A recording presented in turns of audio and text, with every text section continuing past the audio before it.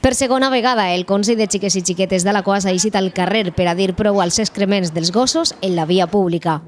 El dimecres 8 de novembre realitzaren de nou un recorregut pels carrers d'Alaquàs per pintar amb esprai de colors brillants i innocus tots els excrements que hi havia dipositats en la via pública. Una decisió que ells mateixos van prendre per tal de cridar l'atenció sobre els propietaris d'animals de companyia i apostar per la convivència. A continuació, els xiques i xiquetes dipositaven una bandera amb la imatge de la campanya i emoticons de WhatsApp que ells mateixos van proposar. L'objectiu és alertar els propietaris per tal que quan tornen a aquest mateix lloc reconsideren la seva actuació. Al mateix temps, s'informava els veïns i veïnes sobre la campanya municipal Prou que l'Ajuntament d'Alaquàs va posar en marxa a principis d'any per donar a conèixer les noves obligacions dels propietaris de mascotes, així com les sancions a les que s'enfronten.